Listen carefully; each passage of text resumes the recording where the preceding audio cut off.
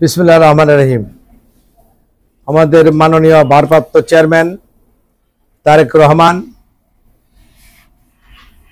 জুলাই আগস্ট আন্দোলন করার জন্য বাংলাদেশের জাতীয়তাবাদী শক্তিকে বিএনপি, ছাত্রদল, যুবদল, কৃষক দল, মহিলা দল, স্বেচ্ছাসেবক দল সকল বিএনপির অঙ্গ সংগঠনকে নির্দেশ দিয়েছেন আওয়ামী লীগ এবং হাসিনাকে কিভাবে পতন করানো যায়, বাংলাদেশ থেকে তাড়ানো যায়।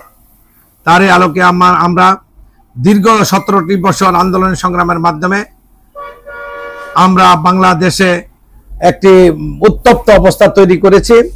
ঠিক তখনই ছাত্র জনতার যে ঐক্যের মাধ্যমে শেখ হাসিনার এই 17 বছরের স্বৈরাচারী যে সন্ত্রাসী কার্যকলাপ তার অবসান হয়েছে এবং পরবর্তী সময়ে অন্তর্বর্তী সরকার সকল দলের অংশগ্রহণে, সকল দলের সমর্থন নিয়ে অন্তর্বর্তীকালীন সরকার গঠন হয়েছে।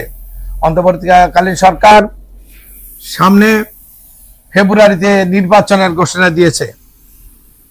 সেই নির্বাচন আমরা মনে করি 17 বছর মানুষ ভোট দিতে পারে নাই এবং এই মধ্য ফেব্রুয়ারিতে যে নির্বাচন ঘোষণা করেছে, এই নির্বাচনে বাংলাদেশের সকল স্তরের মানুষ উৎসাহ উদ্দীপনা নিয়ে এবং সকলেই ভোট কেন্দ্রে যাবে, ভোট দিবে এবং আমরা চাই একটা সঠিক স্বচ্ছ নির্বাচন হোক। সেই নির্বাচনের মাধ্যমে বাংলাদেশের জনগণ যাদেরকে ভোট দিবে সংখ্যাগরিষ্ঠ হবে, তার এই নির্বাচনে বিজয়ী হয়ে সরকার গঠন করবে। ইতিমধ্যে তারেক রহমান সারা বাংলাদেশে প্রার্থী যাচাই বাছাই শুরু করেছেন এবং গাজীপুরে আমাদের যে 6টি আসন হয়েছে, এই আসনের মধ্যে গাজীপুর 2 নির্বাচনী এলাকায় প্রফেসর এম এ মান্নান স্যারের সুযোগ্য পুত্র মঞ্জুরুল করিম রনি সাধারণ সম্পাদক হিসেবে ইতিমধ্যে গাজীপুরের 31 দফা কর্মসূচি হাটে ঘাটে, বাজারে, ময়দানে, গ্রামে, রাস্তাঘাটে তারেক রহমানের 31 দফা আর আমরা বিলি করতেছি রনির নেতৃত্বে।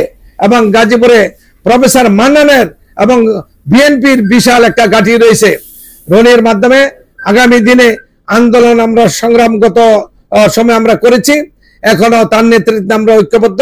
আমরা আশা রাখি দেশনেত্রী বেগম খালেদা তারেক রহমান ধানের শীষ প্রতীক দিয়ে প্রফেসর এম এ মান্নান সাহেবকে ধানের শীষ প্রতীক দিবেন এবং রনি যদি নির্বাচনে মনোনয়ন পায় তাহলে মঞ্জুরুল করিম রনি লক্ষ লক্ষ ভোটের ব্যবধানে গাজীপুর 2 নির্বাচনী এলাকায় বিজয় হবে।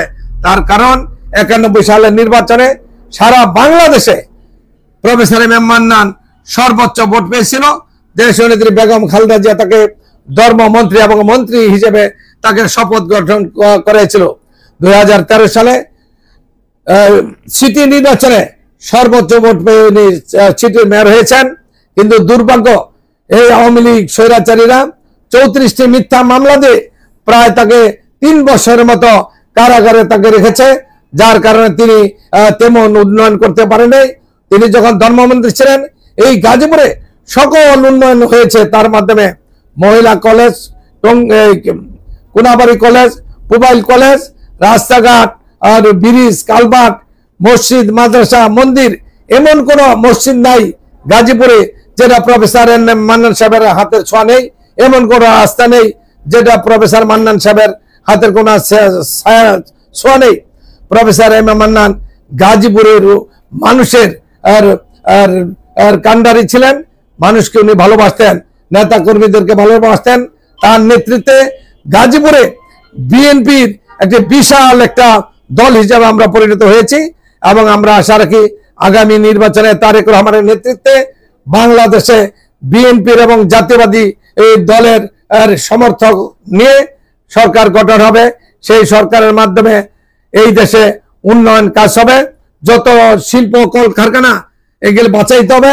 আজকে যে এই গার্মেন্টস সেক্টর, জিয়াউর রহমান এই গার্মেন্টস সেক্টর তৈরি করেছিলেন, আজকে লক্ষ লক্ষ হাজার হাজার কোটি টাকা আছে গার্মেন্টস এর মাধ্যমে। আর প্রবাসী যোদ্ধারা রেমিটেন্সের মাধ্যমে বাংলাদেশ ধীরে ধীরে ধাপে ধাপে পৃথিবীর উচ্চ আসনে অধিষ্ঠ হবে বলে আমরা মনে করি। পরবর্তী সময়ে আমরা চাই ইনশাল্লাহ তারেক রহমান, খালেদা জিয়ার সরকার এবং সকল দলের নেতা কর্মীদেরকে নিয়েই বিএনপি সরকার গঠন করবে। আমাদের নেতা ঘোষণা দিয়েছেন সেই হিসেবে ইনশাল্লাহ আমরা চাই বাংলাদেশের জনগণের জিয়াউর রহমানের যেমন 19 দফা ছিল, আর আমাদের তারেক রহমানের 31 দফা নিয়ে আমরা আছি। 31 দফা বাস্তবায়ন হলে বাংলাদেশের মানুষ বেকার থাকবে না, মানে অর্থনৈতিক কোনো সমস্যা হবে না এবং উন্নয়নের ছোঁয়া ঘরে ঘরে থাকবে। তারেক রহমান একটি বাড়ি, একটি খামার, গাভী, হাঁস, মুরগি পালনের জন্য নারী যে নেতৃত্ব, নারীদেরকে যে উৎসাহ দিচ্ছেন সেটা ইনশাল্লাহ হবে। দেশনেত্রী বেগম খালেদা জিয়া নারী শিক্ষার যে বৈপ্লবিক পরিবর্তন হয়েছে, যার কারণে বাংলাদেশ এখন নারীরা শিক্ষিত, সকল জায়গায় নারীরা পুরুষের পাশাপাশি ভোটের দিক দিয়ে নারীরা বেশি আগে আছে। সেই হিসেবে আমরা চাই আগামীতে শোষণহীন একটা সরকার হবে এবং ভালো একটা সরকারের মাধ্যমে বাংলাদেশের মানুষের আমরা কাজকর্ম করব। সকলকে ধন্যবাদ। বাংলাদেশ জিন্দাবাদ।